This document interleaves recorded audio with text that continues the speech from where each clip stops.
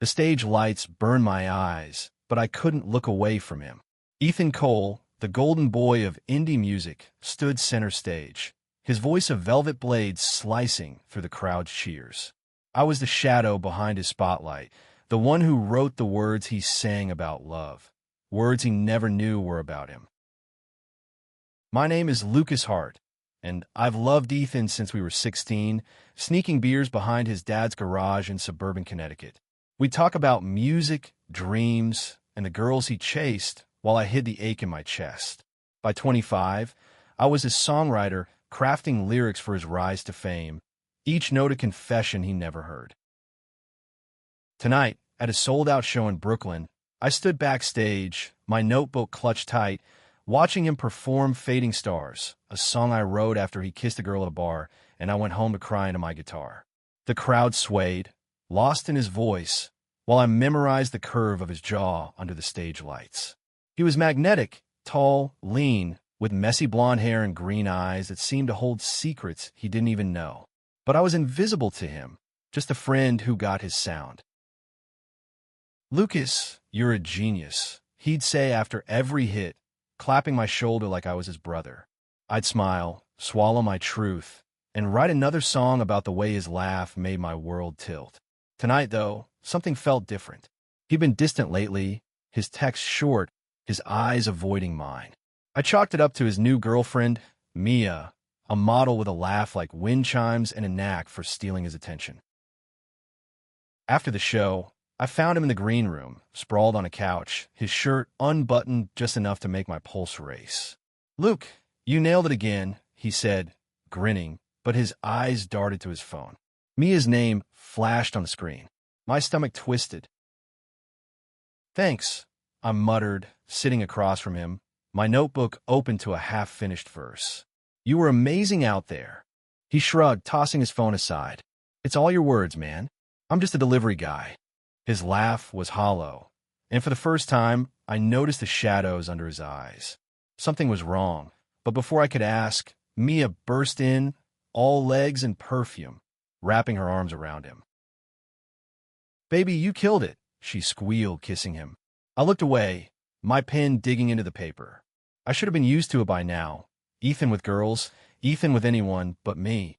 But every time, it felt like a fresh wound. I stood, mumbling an excuse about needing air, and slipped out into the chilly Brooklyn night. The city buzzed around me, but all I could hear was the melody of Fading Stars looping in my head, each lyric a piece of my heart I'd given to Ethan without him knowing. I wandered to a quiet bar, ordered a whiskey, and let the burn distract me from the ache. My phone buzzed. A text from Ethan. "Where'd you go? Need to talk." My heart leapt, then sank. He probably wanted to tweak a chorus or complain about Mia. I typed back at the rusty anchor. "Come if you want." I didn't expect him to show. But he did. 30 minutes later, Ethan walked in, his jacket slung over one shoulder, his hair still damp from the post-show shower. The bar was dim, all worn wood and flickering lights, and he looked out of place, like a star that had fallen into a dive. He slid into the booth across from me, his knee brushing mine under the table. I held my breath. "Luke, I'm messed up," he said, his voice low, almost lost in the bar's hum. "Mia, she's great, but something's off. I don't know what I'm doing anymore." I leaned forward, my heart pounding. "What's going on? You can tell me." I wanted to reach for his hand, to tell him I'd been here all along, but fear glued me to my seat. He ran a hand through his hair, his eyes searching mine. "Your songs, they make me feel things I don't understand. Like I'm singing about someone I haven't met yet, but I know them." He paused, his voice breaking. "Why do they hit so hard, Luke?" I froze. My songs were about him, every chord, every word. Did he know? Could he finally see? I opened my mouth, the truth teetering on my tongue, but then his phone lit up again. "Mia." He glanced at it, and the moment shattered. "I should go," he said, standing. "Thanks for listening, man." I watched him leave, my heart a tangled mess of hope and hurt. That night, I wrote a new song, unseen, pouring out the ache of loving someone who couldn't see me. I didn't know then that it would be the last song I'd write for him, or that letting go would be the only way to make him see.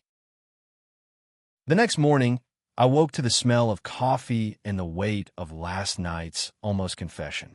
My Brooklyn apartment was a mess of sheet music and empty whiskey glasses, a testament to my sleepless nights. Ethan's words in the bar, "Your songs make me feel things I don't understand," haunted me, looping like a melody I couldn't shake.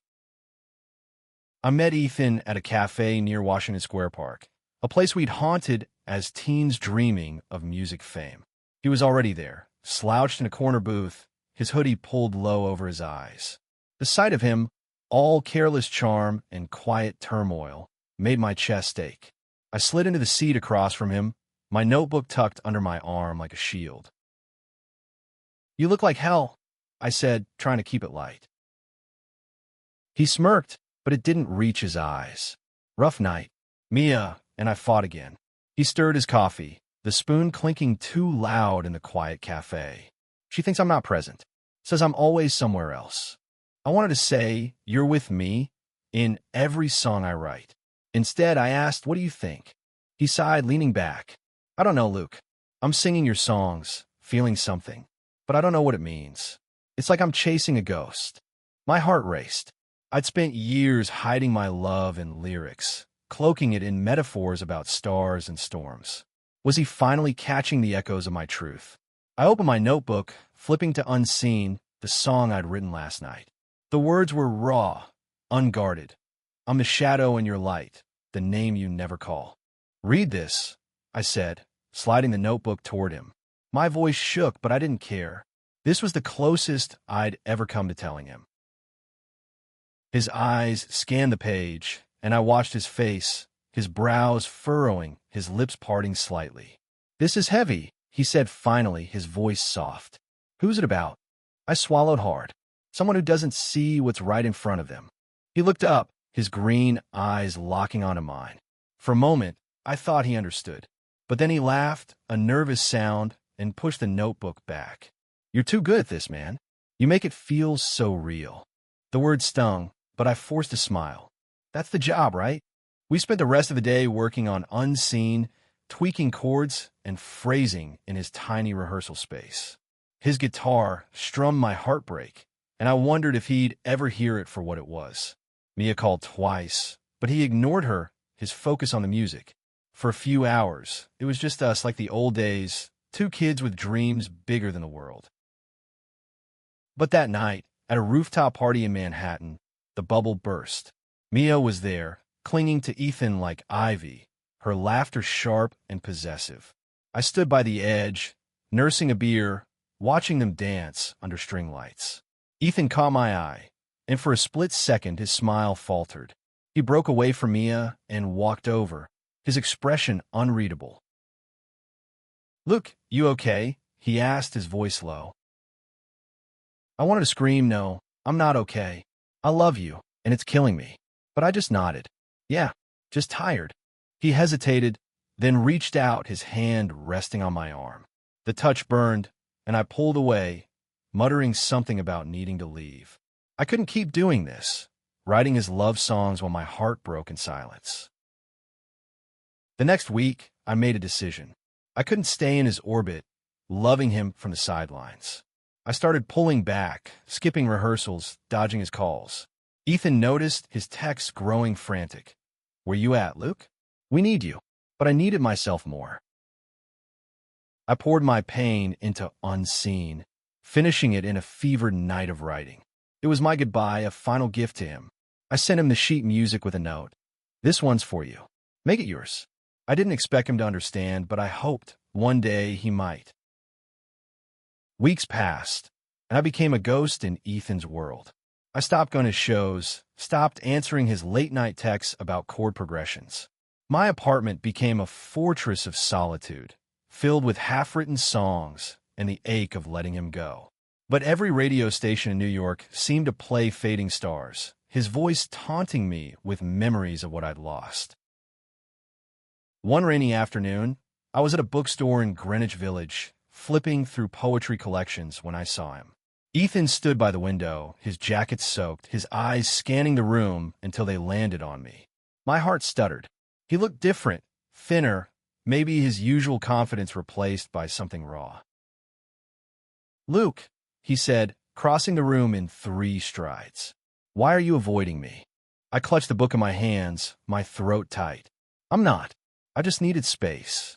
His eyes narrowed, hurt flashing across his face. "Space?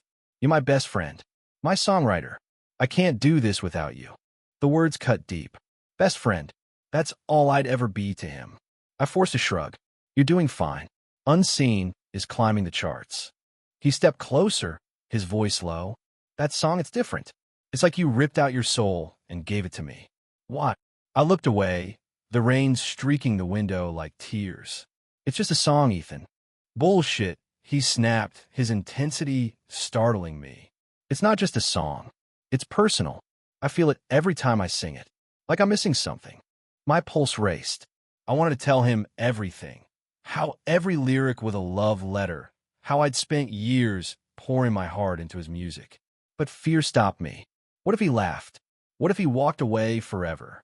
Instead, I said, "You're imagining things. Write your own songs if you're so curious." He flinched, and I hated myself for it. But I couldn't keep living in his shadow, loving him in secret. I turned to leave, but his hand caught my wrist, his grip firm, but not painful. "Luke, please," he said, his voice breaking. "I don't know what's going on, but I need you. Not just your songs. You." For a moment, I let myself believe he meant it the way I wanted. But then I saw Mia's name light up his phone, and reality crashed back. I pulled away, my voice cold. "You've got Mia. You don't need me." I left him standing there, the rain blurring my vision as I walked away. That night, I booked a one-way ticket to Seattle. A fresh start, far from Ethan and the songs that tethered me to him. I told myself it was for the best, but my heart screamed otherwise. In Seattle, I found a small studio apartment and a job at a local music shop. I tried to write again, but every melody felt hollow without Ethan's voice to carry it. I followed his career from afar, watching Unseen hit #1, his interviews filled with vague mentions of someone special who inspired it. I wondered if he meant Mia, or if, just maybe, he was starting to see. Then, one night, I got an email from him. No subject, just a single line. "I sang Unseen tonight, and I think I get it now." My heart stopped. I stared at the words, afraid to hope, afraid to reply. Was he finally hearing me? Or was I setting myself up for another heartbreak? Seattle's gray skies mirrored my mood as I reread Ethan's email for the 100th time. "I think I get it now." What did that mean? I wanted to believe he'd finally seen the truth in my songs, but doubt gnawed at me. I'd spent so long hiding, protecting my heart, that hope felt like a dangerous stranger. I didn't reply. Instead, I threw myself into work at the music shop, teaching kids guitar and repairing old instruments. It was steady, grounding, but every night, I'd lie awake, hearing Ethan's voice in my head, singing Unseen. I wondered if he was still with Mia, if he was happy, if he missed me at all. 3 months after I'd left New York, he called. I was closing up the shop, the rain tapping against the windows when my phone buzzed. His name on the screen felt like a punch. I answered, my voice unsteady. "Luke," he said, and just hearing him made my knees weak. "Why didn't you tell me?" "Tell you what?" I asked, playing dumb, my heart pounding. He laughed, a bitter sound. "Don't do that. I read your songs again, all of them. Fading Stars, Unseen, every damn one. They're about me, aren't they?" I froze, gripping the phone. This was it, the moment I'd dreamed of and dreaded. "What if they are?" I said finally, my voice barely above a whisper. There was a long pause, and I could hear his breathing, uneven and heavy. "I'm an idiot," he said at last. "I didn't see it. I didn't see you." My eyes stung, and I leaned against the counter, the shop's silence pressing in. "It's okay, Elite. You didn't know." "But I should have," he said, his voice raw. "I felt it, Luke. Every time I sang your words, I felt something. I just didn't know what it was until you were gone. I wanted to ask about Mia, about what this meant, but the words wouldn't come. Instead, I said, I had to leave, Ethan. I couldn't keep writing your love songs and pretending it didn't kill me. I'm coming to Seattle. he said suddenly. I need to see you. I panicked. No, don't. I'm trying to move on. Move on, he echoed, his voice breaking. Luke, I'm a mess without you. Not just the music, you. Please. I hung up, my hands shaking. I couldn't do this again, couldn't let him pull me back into his orbit. But the next day, he was there, standing outside the music shop in the rain, his blonde hair plastered to his face, his green eyes pleading. Luke, he said when I stepped outside, my umbrella forgotten. I broke up with Mia. I couldn't keep pretending. Pretending what? I asked, my voice sharp, guarding my heart. He stepped closer, the rain soaking us both. That I don't love you. The world stopped. I searched his face, looking for a lie, but all I saw was the boy I'd loved since 16, finally seeing me. He reached for my hand, and this time I didn't pull away. I'm so sorry, he whispered, his thumb brushing my knuckles. Your songs they were trying to tell me all along. I wanted to kiss him, to erase the years of pain, but doubt lingered. What now, Ethan? You're a star. I'm just me. He smiled, soft and sure. You're everything. Let me prove it. Ethan stayed in Seattle for a week, and every day felt like a dream I was afraid to wake from. We walked along the waterfront, shared coffee in cramped cafes, and talked until the stars came out. He told me about the moment he realized my songs were about him. Singing unseen to a crowd of thousands, feeling my absence like a missing note. I told him about the years I'd spent hiding my love, the pain of watching him with others, the freedom and fear of letting go. One night, in my tiny apartment, he picked up my guitar and played Unseen, his voice soft and intimate, just for me. When he finished, he set the guitar down and kissed me. It was slow, tentative, then deepening into something that felt like a song we'd both been writing all along. His hands framed my face, and for the first time, I wasn't invisible. But love, I learned, wasn't a cure for everything. Ethan's life was still in New York, tours, interviews, fans who adored him. I was rooted in Seattle, building a new life away from the spotlight. We tried to make it work, stealing weekends when he could fly out, but the distance wore on us. His calls grew less frequent, his texts shorter. I saw him on TV, singing my songs, and wondered if I'd ever be enough. One night, he called me from a hotel in LA, his voice heavy with exhaustion. Luke, I don't know if I can do this, he said. The music, the fame, it's swallowing me. And I'm scared I'm losing you again. I took a deep breath, my decision made. Then come back, I said. Not to Seattle, not to me, just to yourself. Figure out what you want. He was quiet for so long I thought he'd hung up. Then he said, I want you. I want us. But I need to do this right. A month later, Ethan announced a hiatus from music. The tabloids went wild, speculating about burnout or secret scandals, but he didn't care. He showed up at my door with a single bag and a shy smile. No longer the untouchable star, but just Ethan, the boy who'd once shared my dreams. We started over, slowly.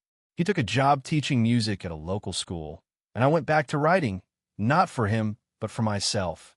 Together, we found a rhythm, not perfect, but real.